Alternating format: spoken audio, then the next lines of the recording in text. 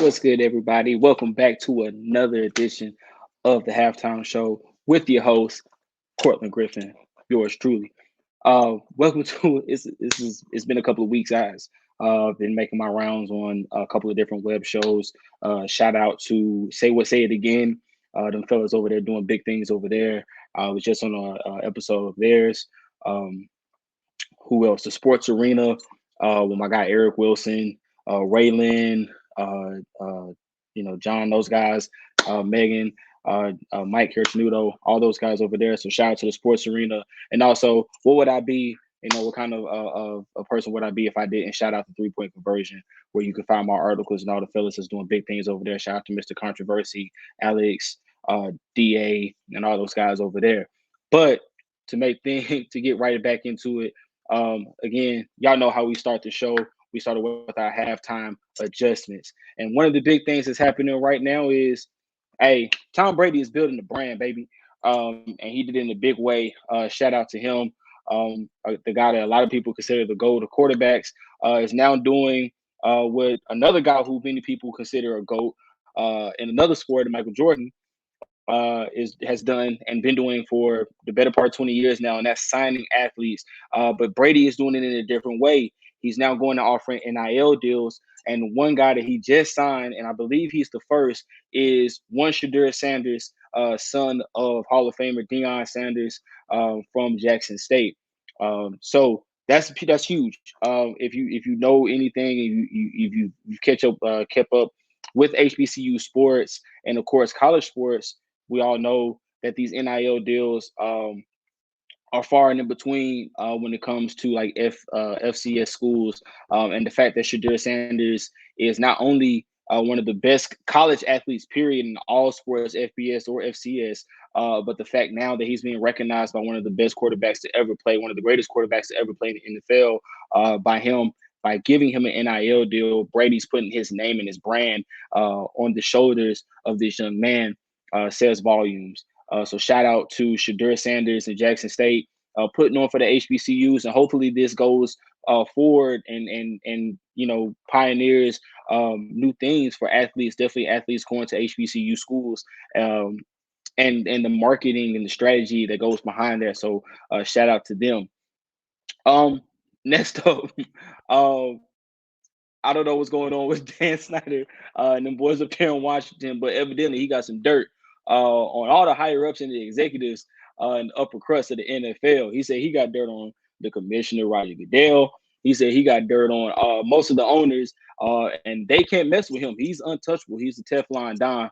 But history says that, man, when you say that, you know what I'm saying, you can walk out the courtroom, peace signs up like John Gotti. It don't matter, man. You're not untouchable. The NFL, no one's bigger than the Shield. We've seen this before, and you'll continue to see that.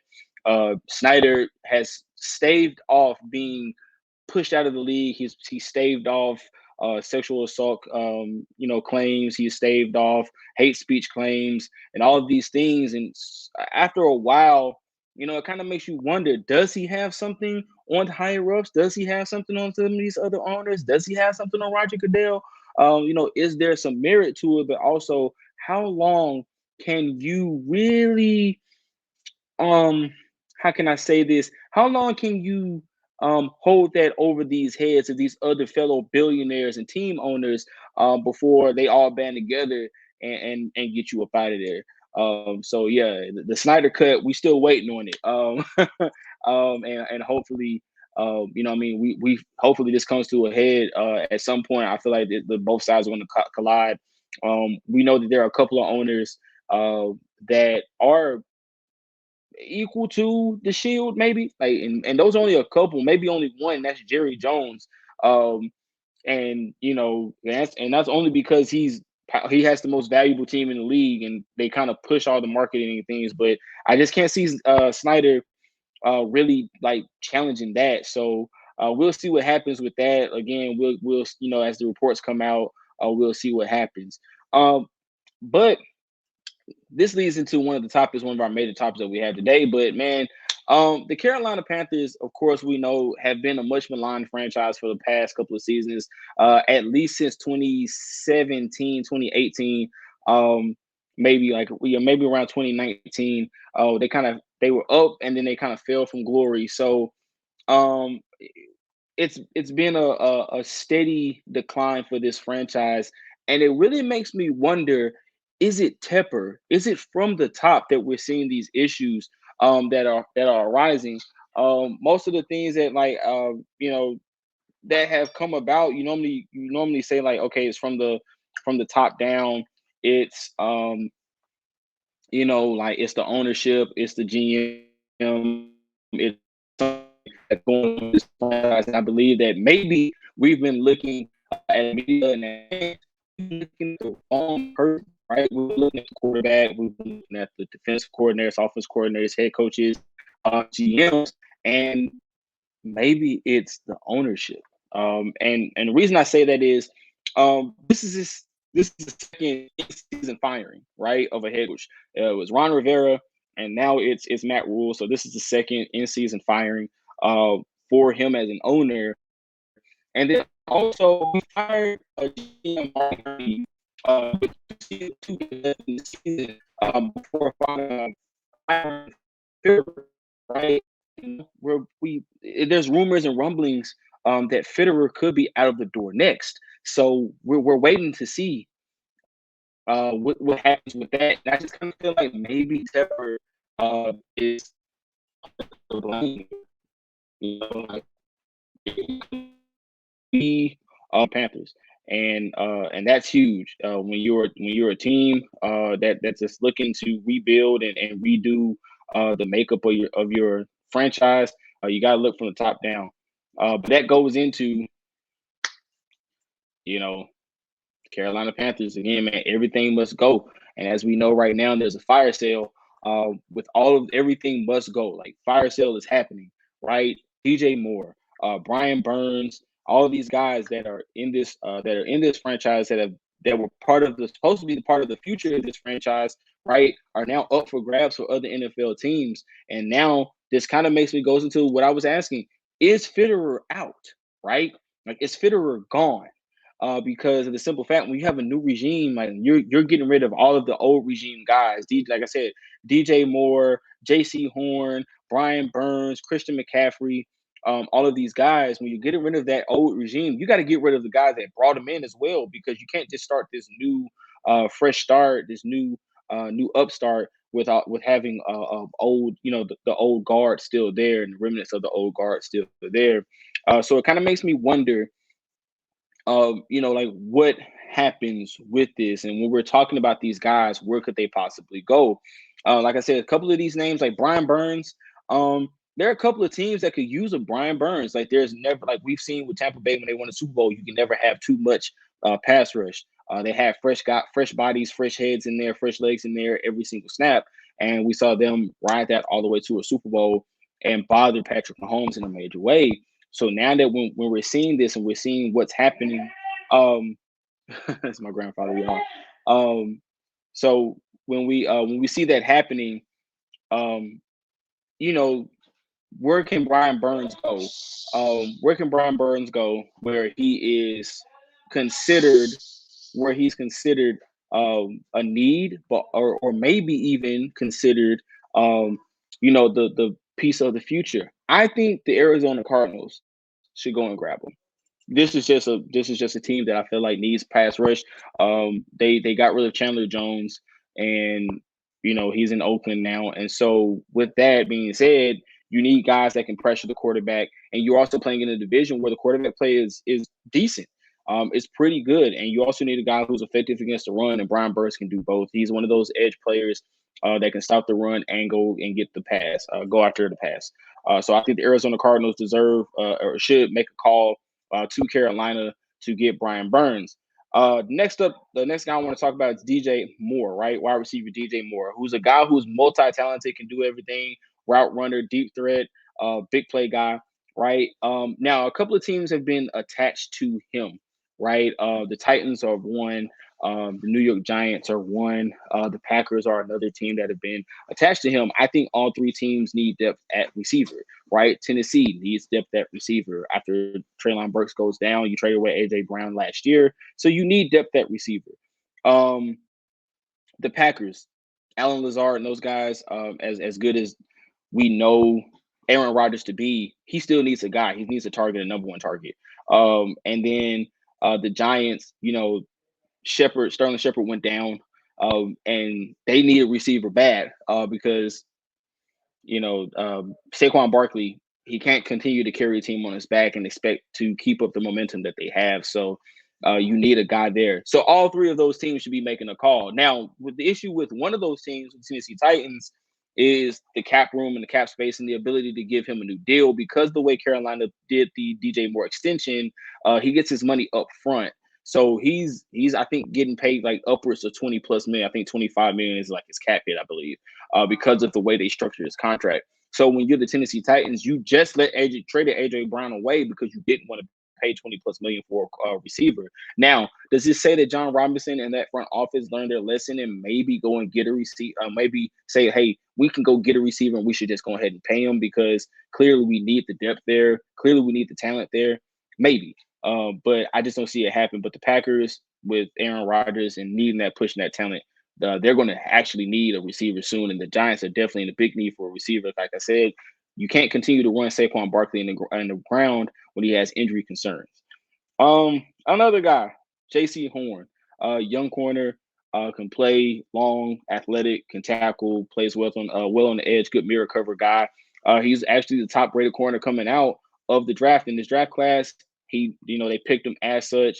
He was injured his rookie season. He played well last year, and he continues to play well and show flashes of what he showed when he came out of South Carolina. A team that can use him. Another team. There's a lot of repeat teams here, guys. The Ravens could use him. Their secondary gets burnt a lot, and they could use a young infusion of talent there. The Rams could use him. Putting somebody alongside Jalen Ramsey to kind of take some of that pressure off and have two bookends. Why not?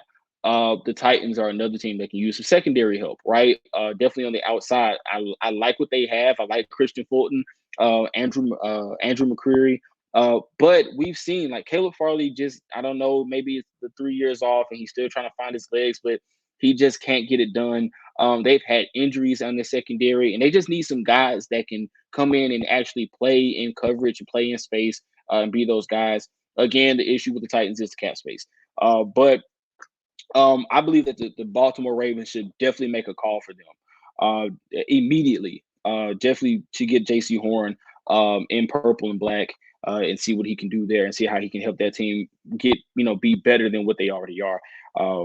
And then, of course, Christian McCaffrey. Now, the running back position is interesting, right? Because people say it's a devalued position.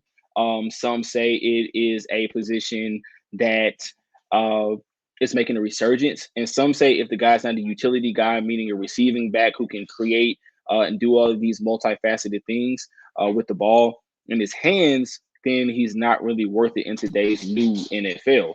Well, Christian McCaffrey fits the latter. He's a guy who can run it. He's a guy who can catch it. He's a 1,000K receiver, 1,000K rushing threat. And so any team in the NFL will be lucky outside of a chosen few, right? Maybe not the Vikings, right? Because they have Dalvin Cook. The Titans, because you have Derrick Henry. The Colts, because you have Jonathan Taylor, right? So only a couple of teams in the NFL really don't need a running back of Christian McCaffrey's caliber. But then you have a team like the Bills who don't have a running back, right? They don't have a running back that's really considered top tier. They have serviceable guys, but not top tier guys. And they've been rumored to be making calls to Carolina to get Christian McCaffrey. That would be scary because that's overload, right? And they're also going to be mentioned really heavy in a conversation that we're going to have in our next topic. But this team is interesting because they can do so much. The Bills can do so much more with Christian McCaffrey, definitely with the way Josh Allen is playing. And I think they should definitely make a call. Why not, right? If you're already the favorite to go to the Super Bowl this year out of the AFC, why not strengthen your chances? Why not do what the Los Angeles Rams did last year, right? Strengthen your chances when you're already the favorite. Why not tip the scales in your favor even more, right? Go overload, right? You can never have too much. Again, I mentioned this earlier when I was talking about Brian Burns. You can never have too much. And if you're the Buffalo Bills, that is the mentality that you should have, which is we can never have too much talent and too much firepower on the offensive side. So definitely Christian McCaffrey should, be in Bills blue. Why not circle the wagons and go get your guy? So yeah, now also with the Carolina Panthers, now that we've got the fire sale out of the way, right? The mediocrity, right? Let's talk about the mediocrity of this franchise that's been that for like the last couple of years, right? 5 years going on, it's going on now 5 years, five head coaches, right? Two interims and like and two guys that didn't like one guy didn't get you nowhere, and Ron Rivera, who pretty much got the crap end of a stick with the roster turnover and everything. So, all right, so it was Ron Rivera, then there's Perry Fuel, Matt Rule, Steve Wilkes. The question is who's next, right? The question is who's the next coach of the Carolina Panthers? Is Steve Wilkes going to, are they going to take the interim title away from him, take the interim off the head coach, and just give him the full reins next year and see what Steve Wilkes can do? I like Steve Wilkes. I felt like he got the raw end of a deal with the Rooney Rule and everything in Arizona. I feel like he never really got a chance to put his fingerprints because they really wanted Cliff Kingsbury. And once Cliff Kingsbury made it known that he was going to make the jump to the league, they immediately threw Steve Wilkes to the side and went and got their guy. I don't believe that the Carolina Panthers are in that particular situation. I don't think they have a guy that they're like, we want him, and we're gonna go get him, and we're just gonna throw Steve Wilkes to the side, which gives me some optimism. But at the same time, who's the next coach of the Carolina Panthers? Who's the guy that you say can come in and really make a difference, really make an impact on this team? Do you go and get a shot? Like if you fire Fitterer, do you go and get a Sean Payton, a guy who's used to being the front office, like GM, making all the team decisions and personnel decisions and being the head coach? Or which I know he's tied to in a lot of ways, the Cowboys. I know some of the Cowboys fans like that and they don't like that, whatever. But is Sean Payton a guy who knows the NFC South well, has won a championship while being in the NFC South, and all of these things? Do you go get a guy like him? Or again, like I said, do you keep Steve Wilkes? Questions, these are questions that need answers. But again, the mediocrity of this team, it's been 5 years, five head coaches, no consistency, no continuity. And this goes back to, again, from the top down, is this Tepper, is this his issue with being impatient, right? Not giving guys time to develop, and put their fingerprints in their hands in the pot and really stir it and give it their flavor, their seasoning. Kind of build a culture in Carolina. Is this part of John Tepper? Like, is he more to blame? So these are questions that definitely need answers in Carolina. It's just a lot going in Carolina right now, and it's a big thing. It's a big deal, um, and we have to have these tough conversations because I think a lot of times we blame the players and we blame personnel and we blame head coaches and coaching staffs, but we don't ever look at the ownership, right? We never look at owners and say, is it that guy? Unless you're talking about Dan Snyder, of course. But moving on, right? We talked about a fire sale. We talked about all of these things and teams that need a receiver, right? Well, there's one guy who has a lot of talent, and that's Odell Beckham Jr., right? The sweepstakes has begun. There are teams that are going to line up to knock down this guy's door once he's announced that which he's already announced that he's going on tours. He's going to teams. He had a visit with the Giants, I believe, like a week ago, something like that. It was a rumored visit. I don't know if that was confirmed or not. I have to look it up and see and follow up on that. But I don't know if it was confirmed that he actually visited with them. I know that his friend, Von Miller, right? The guy that everyone likes. Everyone likes Von Miller. Von Miller's been trying to get him to Buffalo now for the better part of a season, or better part of like all off season, and then so now what we're looking to do, and what we're looking to see is if he actually goes to Buffalo. Like, is that an option for him? Does he go back to Los Angeles? This is also an option. But some teams that I think should go and look at him, right? The Packers should definitely go and look at him. If they can't land like a DJ Moore in a trade with Carolina. Um, the Giants, of course, like we just talked about the Giants, of course, they should definitely be looking at Odell. Why not try to get there's a new regime up there. Why not go and look into having a reunion with a guy, the prodigal son, have him come back, have him play with this team that's poised and winning and reeling right now and really doing big things right now and have a 4-1 record. Why not? Right? And add more firepower that you need back to that offense, right? And the guy, again, he's a big face. He has the personality to fit New York. And again, this is a match made in heaven. The prodigal son returns. The Tennessee Titans, and this is not any bias. It's just roster needs, right? You need a guy who can move the sticks. You need a guy who's a veteran presence. You need a guy with some speed to take the top off of defenses and keep them honest. And Treylon Burks could come back healthy in about 4 to 5 weeks, right? And you would have him. You would have Robert Woods, who's a guy that Odell Beckham is familiar with because he was in the locker room with him last year while winning a championship. And you would have a guy that can mentor the youngsters and Kyle Phillips and Treylon Burks, right, and teach them the ins and outs of being an NFL receiver. So why not bring Odell Beckham to Tennessee?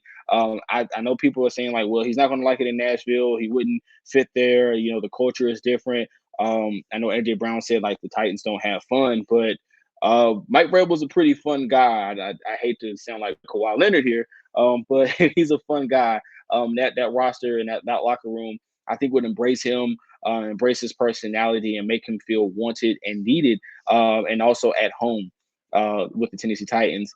And then there's the Bills, right? The Bills are always an option.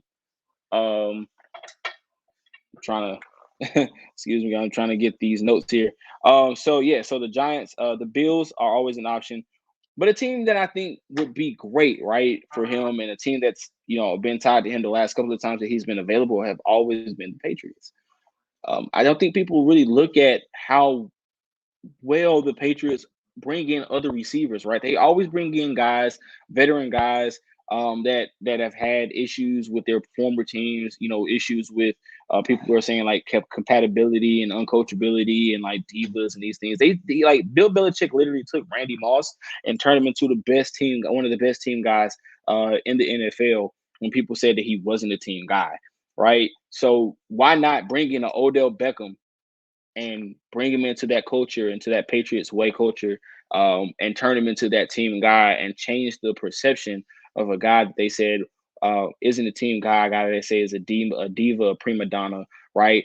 And change the perception of one Odell Beckham. So if I had to vote, what's the likelihood of any of those teams? I would say the Bills are at the top of the list just because it's the Bills. They're the hot team right now. And we know that most times when veterans like Odell Beckham, who share a big name, who have a big name, they normally go to the team that has the odds, in their favor to stack the decks because they feel like that's their best chance to win. The next one, just because of this is simply because of what I said, right? It's the Patriots, right? It's the mystique, it's the legacy. I feel like they're the second, they will be the second up. I believe the Titans and the Packers are like kind of tied in that third spot, just for the simple fact of roster need and also the establishment of the cultures that those two teams have, being multiple, going to the playoffs essentially every, the past 5 or 6 years consecutively, being in playoff contention. Of course, it's Aaron Rodgers on one side and Ryan Tannehill. So we're not talking about quarterback talent, but just the roster makeup. They just always find ways to win, even when they look bad, even when it's ugly. They always find a way to win. So looking at that, I believe those teams are third. And then who's the other team that I named? The Giants. I just don't see it, right? Even though I said it would be great for the prodigal son to return, I just feel like that bridge was burned and it's no repairing it. I feel like there is some repair, it's maybe you can walk across that bridge, but it's rickety and it's fragile. And I just don't see Odell Beckham treading backwards into New York with the New York media, because one thing is New York Giants fans may forget and forgive. Coaching staff may change and not know the old Odell. Odell may have matured and become a better person and a better player, right? But the New York media doesn't forget. And the one thing about the New York media is they're ruthless and they're not going to give him, any grace. So the first time he steps out of line or does something, old that's like the old Odell, they're gonna lambast him and put him on dream, on Front Street. And you don't want to be front page or back page news in New York media. So but the big question here is he worth the money, right? Is Odell Beckham worth the money? In short, yes. I believe so. Odell Beckham is still one of the top 10 talents in the NFL. He's a top 10, I say he's a top 10 receiver with top two talent. The most talented receiver in the NFL, in my opinion, is Devontae Adams. When healthy, right? He can do everything. Deep threat, over the middle, take it, shake it, what I'm saying, turn it into a big play, right? Odell Beckham can do that as well. He's just smaller. He's a different skill set. Great hands in situations, right? We've seen Odell drop some bunnies, but he's great in situations. But in that moment, he has moments where like we've seen Odell flash and be a great player, right? In the Super Bowl, he was on pace to pretty much break that game open before tearing his ACL. We've seen Odell take slant passes and take them to the house. We've seen him break games open with his ability to make guys miss and just on end arounds and just do so many different versatile things. And even throwing the ball, Odell throws a heck of a ball. I'm pretty sure if he put his talent to it and his mind to it, he could be a quarterback at this level as well. So he's a guy with top two talent. I think he can shift any offense into high gear, with his talent level. Again, with just the high skill gap that he has. So yes, I think in short, he's worth the money for sure. Now, the one thing that we're going to talk about, like, again, we're talking about receivers and guys and talent. Um, we got to talk about up to this point, week 5, in this season, right? Who've been the eye openers, right? Like who's been the guys that like have opened your eyes and said, maybe I was wrong about this player, and man, this guy's surprising me, right? Disappointers, uppers, downers, however you want to put it. Guys who are surprises and guys who are disappointers. Um, Two guys that have been healthy surprises to me have been Geno Smith and Jalen Hurts. Geno Smith has been everything that the Seahawks needed, right? In my draft, my pre-draft and draft coverage, I had them taking a quarterback. They didn't even take a quarterback. They actually traded their starter, who you see right here, and Russell Wilson, to the Broncos, and got Drew Lock back. And people thought Drew Lock was going to come in and be the starter, be the future of the franchise, and possibly, be that bridge quarterback to get them over the hump, until they can and draft the guy that they want. But Geno Smith has looked like the guy. He's pretty much convincing the world that, hey, I can be a starter in this league. Now, can he sustain that for an entire season and maybe going forward? Maybe. We don't know. But as of week 5, going into week 6, he's been a surprise. Jalen Hurts is another guy who I've been a critic of. I didn't think he was cut out to be a pro quarterback, but he's showing it every week that he can pull it out and win it with his arm. He can do it with his legs, and he can do it with his brain. He's shifting offenses, moving guys with his eyes. He's doing very big things, and he's got the Eagles playing like a Super Bowl contender, and they're the only undefeated team right now in the NFL. So that's huge. Those are my two surprises. Now, my two disappointments may surprise you, may not surprise you. One is Devontae Adams, and not because of any off-field things or the incident that just happened, but just because Devontae Adams, when he went to Oakland, I felt like with Hunter Renfrow and Darren Waller, his name almost left me, but Darren Waller and those guys, and Josh Jacobs and Derek Carr, I kind of felt like that team was primed and ready to just take over the AFC West and be a Super Bowl contender. And shout out to Ashley Baker. who said that the Oakland Raiders, not the Oakland, but the Las Vegas Raiders would be a Super Bowl favorite, and they were her favorite to go to the Super Bowl, I believe, or come out of the AFC West at least. Um, they haven't looked that well, right? They just haven't looked good, and Devontae Adams hasn't lived up to the hype that we put on him previously, and maybe it's kind of looking like maybe the difference was Aaron Rodgers and vice versa. So that he's one of the disappointments, but the other disappointment is Russell Wilson. He's a guy that another guy that I felt like made the Broncos. He was the piece that they needed, and now with him being in Denver and them not playing well and him not playing well, and in result that team struggling, it kind of makes you wonder again: was it him or was it the Seahawks that made him? And so these are things that could change. Again, this is week 5 going into week 6. We'll see what happens with those, but those are my surprises, my eye openers, right? Surprises and disappointers up to week 5 going into week 6. Now, the moment that we've all waited on, right? I've never done one of these before, but I decided to take a crack at it. Why not? Everyone else does it. It's cool when they do it. It's a problem when I do it, right? So these are now. This is the first edition of the halftime show Power Rankings, NFL Power Rankings, and I love the fact that people um, I'm hoping people tune in. Some of y'all gonna love this, and some of y'all gonna hate it. And I'm okay with that because that's just kind of person I am. So here we go, right? Getting into it. We're gonna the power rankings are now scrolling across your screen. At 32, I got the Commanders. At 31, I got the Panthers. Right, both teams are pretty much hot garbage. Are essentially dumpster fires. When we look at those two teams, it's not much that comes to mind that can say like what separates them two, right? Both teams are just supremely bad right now. Can't pull out games. Carson Wentz is looking like he doesn't belong in the NFL at this point. He has flashes of starting potential, arm talent, the mobility, making like pulling plays out of his butt, and then he throws games away at the end, like throwing an interception on the 2-yard line with your team in position to win. And then of course, just the Panthers. The only reason I have the Panthers ahead of the Commanders is because the Commanders have just been I mean they look good at times, but then it's like they lay down and like to me the Panthers have a chance if they don't trade anybody to maybe turn things around under Steve Wilkes. If he can get them to play well, and we've seen that happen before. We've seen guys come in as interim head coaches and have teams playing well. We saw with Houston and Lovie Smith doing it,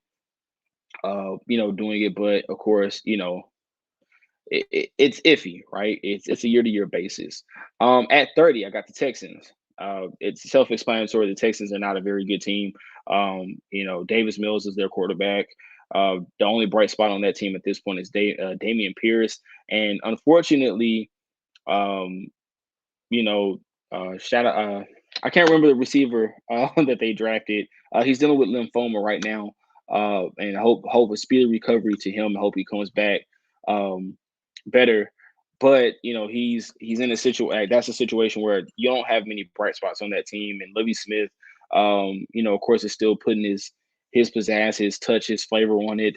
So we'll see what happens maybe next year. But right now, they're not a very good team. At 29, I got the Lions. Again, another team that I always have high hopes for. Like they always show, every year, like they're in games, and they just can never finish them. But hopefully that changes, in the coming years. And maybe this is a young season, so maybe we've seen teams do, make better, greater turnarounds. But right now they're not playing well, and Lions are not looking very good. Uh, 28 is the Steelers. They're a team, another team that, again, because of the coaching staff, they're a well coached team, good, good strong defense, but the offense is young. They have very young pieces on both sides of the ball. They have Kenny Pickett. They're trying to work him into the system here. So we have to see what comes of this. But again, they're not playing very well. They started their worst start in years. This is like one of their worst starts, and it just doesn't look well because that division is so strong. The Browns, the Bengals, which the Browns are not a very good team, but we'll get to them in a second. They're not a very good team, but they're still better than what the Steelers. They look better than what the Steelers do right now, and of course, with the Bengals and the Ravens at the top of that division, it's really hard to see them turning around. But again, I don't like to bet against Mike Tomlin, so there's that. The Raiders are 27. It's simple. They're not a very good team. With all the talent, they could have been lower on this list, but with all that talent that they have, but again, with that talent, it's a vice versa thing. It's a blessing and a curse because you look worse because you have all the talent, but they can also turn it around because of all the talent. Again, 26 is the Browns. Just not a very good team. Again, another team that had promise. We thought maybe, they can, weather the storm with, wait for Deshaun Watson to come back. But you have to go with Jacoby Brissett all season long. You have to put the team on the back of Nick Chubb and these young receivers and that defense. And so it hasn't worked too well, but we'll see what happens. 25, the Falcons, a surprising team, right? A team that was 2-2 and then they lost, which are now 2-3. But again, this is a team that goes up and down. They were very competitive in that Bucks game, and if it wasn't for Grady Jarrett, the referees pretty much cheating Grady Jarrett and just not being on the Falcons side when they play Tom Brady. We could possibly be looking at a 3-2 team and possibly a team that hops into the top half of the league when you talk about power rankings. But as of right now, they are 25th. The Seahawks, we're going to run through these next three because they're kind of all in the same kind of vein for me. The Seahawks, the Bears, the Cardinals. Three teams that are talented.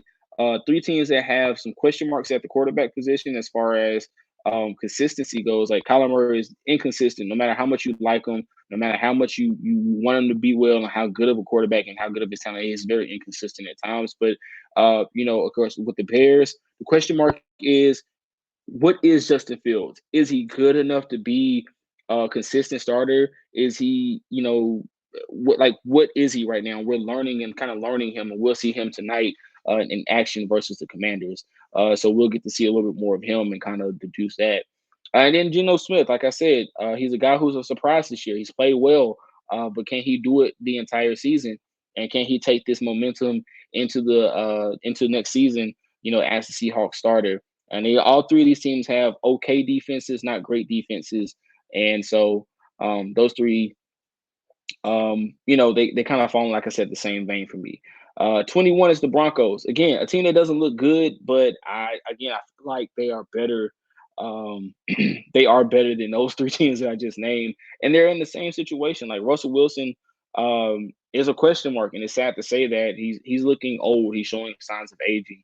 But with that defense, the Broncos have a very good defense, right? A very good defense. And again, they can also turn this thing around.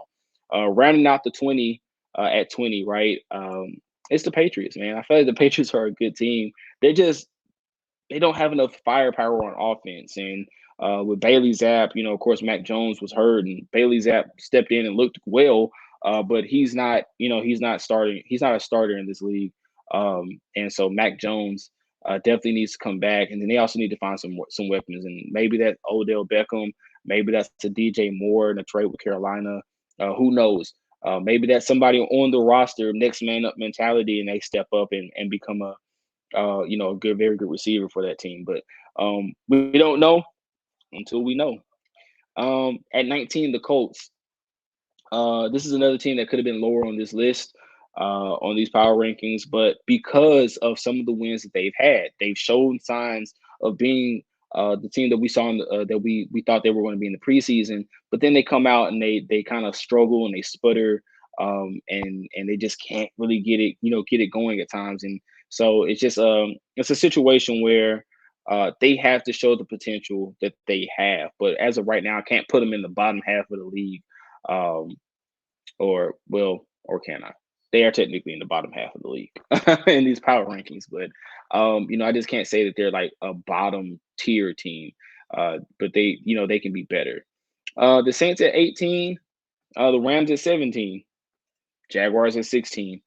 These are three teams that again fall in the same vein for me. Right? Quarterback situation is to be like diagnosed, I guess, TBD. Like, we don't really know. Like, we know Trevor Lawrence is good. We know what he can do. They started the season hot, the Jaguars did, and now they've kind of come back to the party. They're kind of showing signs of not being able to maintain it. The Rams have they look nothing like the contender that we thought they were going to be coming into this year. Matthew Stafford looks like he's showing signs of his Detroit days, where he just didn't have anything around him, and that's not the case with this team. So we've yet to see with Sean McVay if he can turn it around. And with the Saints, it's one of those situations where they play in a tough division. But again, that defense is solid. It can, they can do things with that defense and that offense. Chris Olave, um, is hurt, and things of that nature. So, like, you just have to see what happens and what shakes out. But they're not bad teams, right? They're just teams that are going through a rough patch, rocky patch. If I had to say the worst out of those three, it would probably be the Jaguars.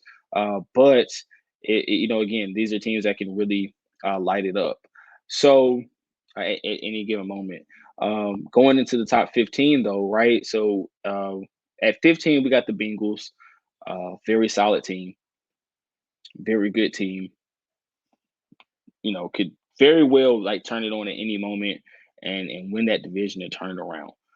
But like it's one of those situations where the offensive line, they put a lot of money into it, but it doesn't look like it's working all that well. For them, and I think up until like last week, Joe Burrow was like one of the most sacked quarterbacks in the league. So it's scary. It's getting spooky for him. And if you want to keep him, clean and keep him from getting killed and possibly losing your quarterback for another season, which they lost him for like I think more than half of his rookie season before he came back and showed what we thought he could be, right? You're going to have to shore up their offensive line and get something going. Jamar Chase is, having a down year. And I know that's crazy to say, but he's having a pretty down year for his second year. He's hitting that rookie wall pretty hard. And that defense looks like, it looks good at times, but, at other times they just can't stop a nosebleed. So they're a pretty up and down team, but they've been more consistent, more good than bad up to this point. The Chargers, same thing. It's just as same thing I just said about the Bengals, right? Except for they didn't have the success the Bengals had last year.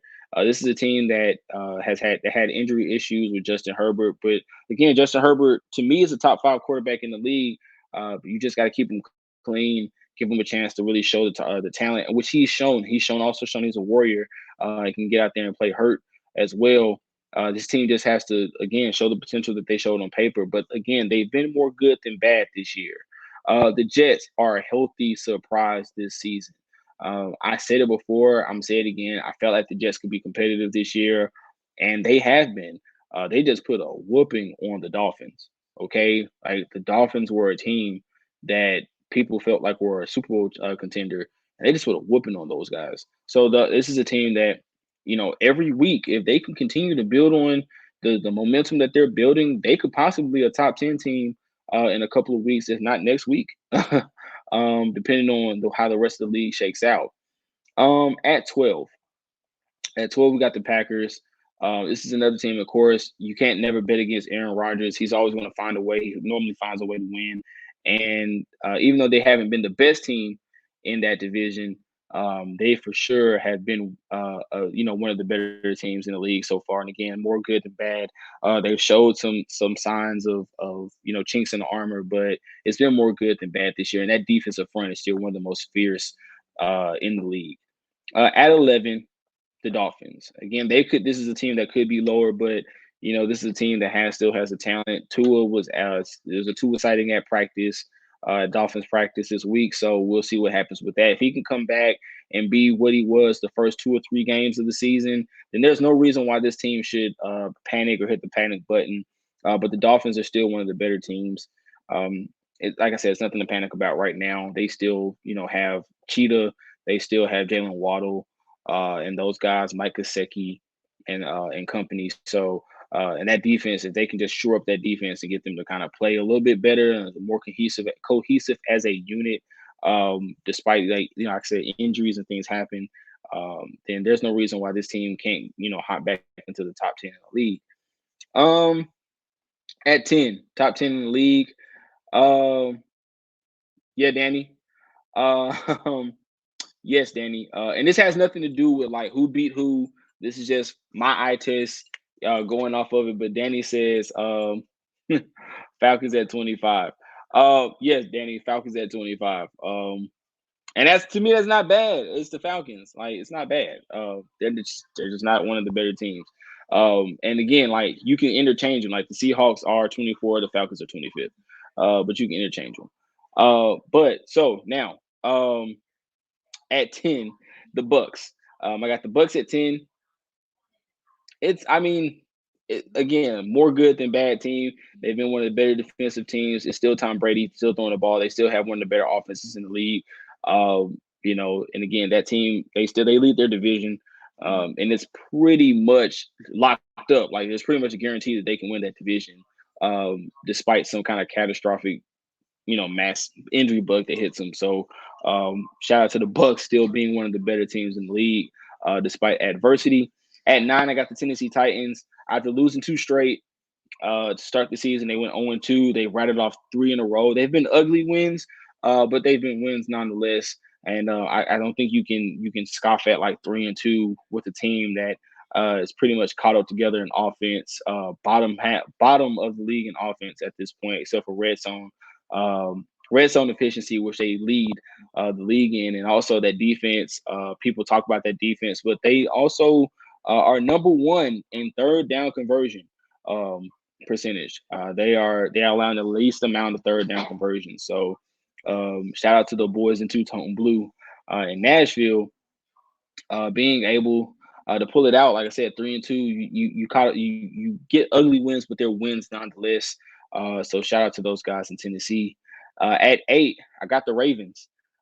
This is another team that doesn't win pretty all the time, but when they win, it's a win nonetheless. Lamar Jackson has put that team on his back, and it's crazy they're at 8, and Lamar Jackson wears 8, right? But this is a team, again, they always find a way to win. They're well coached. Lamar is doing it with and without weapons. Every single week, he's making these weapons work. Duvernay is having a heck of a season. My man Mark Andrews having a heck of a season. J.K. Dobbins, those guys, so are looking good. So we'll see how that defense and how that secondary, if that secondary can make the necessary stops they need to in key moments. Lamar Jackson can't keep doing it all by himself. He's a guy that just can't keep doing it all by himself. But in a contract season, he's doing a dang thing. At 7, I got the 49ers. Again, another team that is very, very good. Could easily be considered, if whoever, that depends on who you ask. They can be considered a top 5 team to some. I've seen them in the top 5 in some power rankings, but I got them at 7. Man, and this is where it got tough for me, right? Like 6 through 1. It really got tough for me because it depends on who you like. What do you like value the most? And for me, it's record, it's the eye test, it's how you win these games. And right now, like, the Cowboys are at number 6. They're right outside the top 5, and they could easily be top 5. Like, to me, the Cowboys could easily be top 5. But they're winning again. Nonetheless, Cooper Rush has looked like the league's top backup so far. That defense is playing phenomenally. This offense has lost more games the offense has lost more games than the defense has. Like, in the past, it's been the offense has won more games than the defense has lost, right? But this defense is winning them games, keeping them in games, and Cooper Rush is just so happens to like manage the game just enough to where the Cowboys are rolling, and they're looking like one of the better teams in the NFL right now. So I got them at 6. Top 5 in the league, right? This is where it gets this is where it's going to get contentious, I feel like, for some. At 5, I have the Vikings. One of the better teams in the league, right? Despite some of the injuries that they've had on the offensive side of the ball, and some of the inconsistencies they've had on the defensive side of the ball, like, that defense is playing lights out. Cam Dantzler had a heck of a play, you know what I'm saying? Like, where he just ripped the ball out of the receiver's hands and goes the other way with it. This, like, Jettis is having a heck of a season. Adam Thielen is, his production is down. but it hasn't really hurt the offense. And Kirk Cousins has had gaffes this season. He's looked like, third Cousins. Shout out to my guy Tyree. You know what I'm saying? But he's first Cousins most of the time, and I think that bodes well for the Vikings. Definitely with the Packers in that division.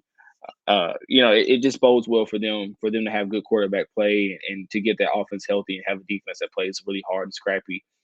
So shout out to those guys. They're at 5. At 4, the New York Giants, who have been again a healthy surprise this year. No one saw the Giants coming. They could easily be 5-0 this year. It's simple. They could easily be 5-0 this season. But again, somebody has to lose and somebody has to win. They just so happen to be on the one side of a loss this year. But 4-1 is not a bad. It's not bad. Definitely, we were talking about winning some of these games in convincing fashion, and some of them have been close wins. It still stings that they beat my Titans in week 1. I feel like that was a game that we could have won, but those guys are playing football, and they're playing hard football. And Saquon Barkley has put that team on his back. Top 3, right? Top 3 teams in the league. The Chiefs, is it any question? Patrick Mahomes is looking like Patrick Mahomes, and he's doing it. He's cementing himself as like the quarterback, the number 1 guy in the NFL. People said, "Oh, he's going to have a down year without Tyreek Hill. He's not going to be able to get it done. His production is going to go down." And he's simply shown he can get it done, and he can get it done at the highest level still. He has those guys rolling. And the Chiefs have one of the better defenses, a team that I thought like their defense is going to be what it's always been, underwhelming, underwhelming, not good enough.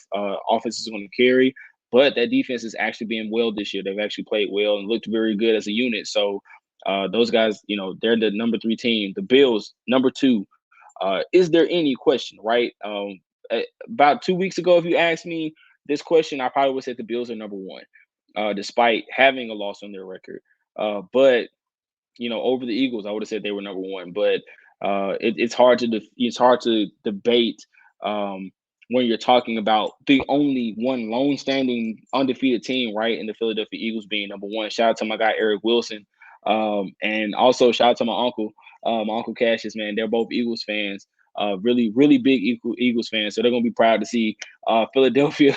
Philadelphia as a top team. I don't think you can, like I said, I don't think you can argue with 5-0 in the season. It doesn't look like they're going to lose a game this year. They're playing every week they come out. They pretty much run over whatever team is in front of them. That defense plays well. The offense plays well. Like I said, Jalen Hurts is a surprise this year. He's doing it with his mind. He's doing it with his eyes, his legs, his arm. He's winning in every way you can for that you want from a quarterback. Some people have him in the top 3 for MVP voting. For me, I got him in the top 2. Hey, shout out to my dad for tuning in. If y'all don't know, my dad's a Giants fan. He said Giants, baby. So yeah, go Big Blue, man. Them boys are playing hard up in New York. So yeah, shout out to them boys up there. But again, man, like you can't argue, like I said, you can't argue with the only undefeated team in the league. Again, the Bills are number 2. So yeah, man. That's the AC. That's the first ever. Y'all were here. Those that watched, I appreciate y'all for tuning in. Y'all got to see the first ever halftime show Power Rankings. I probably will do these bi-weekly. I probably won't do weekly ones. I'll probably do bi-weekly from here on out, just to keep it refreshed. And definitely with the NBA season coming up, you know what I mean? We might have a good old NBA edition coming up soon. Got to get my guy Danny Thompson on the show. That's Mr. NBA right there. So got to get him over here so we can talk some basketball. But again, this is the NFL edition of the halftime show, man. I appreciate you guys for tuning in. Again, you can find me on Twitter at @TheCGriffy. That is THEC, letter C, GRIFFY. Come over there. You can try to pack me up if you want to. I love to argue. And anybody who knows me knows I love to argue. And in Twitter form, you know what I'm saying? It's always a good time because that is in real time. And you can't take that back. So you can find me over there on Twitter. Again, also the halftime show runs live over there as well. So if you follow me on Twitter, you also get access to this show. You never want to miss this show. You can friend me on Facebook at Courtlandt Matthew Griffin, right? On Facebook. So I normally post like a lot of other people's articles. I'm friends with a lot of sports writers and stuff like that. But I also post my own articles over there on my Facebook page as well. And also the halftime show goes live over there as well. So you can friend me on Twitter, you can friend me on Facebook, and also find me on YouTube at Courtlandt Griffin. If you search the halftime show, it'll pull up every episode from episode 1 all the way up until now. This episode will go up probably tomorrow on YouTube, so you can find me over there as well. Also, I'm going to do more video content, like little shorts and stuff like that, sports related shorts, things of that nature. So you can all catch all of that over on YouTube. And then, of course, catch me on the 3pointconversion.com. You have to type in like that. Do not type in like 3-point conversion because it's weird. There's this weird thing with Google. Type in the THE letter number 3pointconversion.com. You can find Danny Thompson, myself, Mr. Controversy, Raphael Haynes, radio show Saturday mornings. All of those things, man. Like over on the 3-point conversion. All the sports stuff that you want, man. Like, just go blow that site up, right? Get us going out there, get our names out there. But again, this has been the halftime show with Courtlandt Griffin. What can I say? This is a new venture. It's still new for me. Still hasn't hit that I'm running my own show, but I am. Again, thank you guys for all who tuned in. Thanks to all who support. And God bless, man. Peace.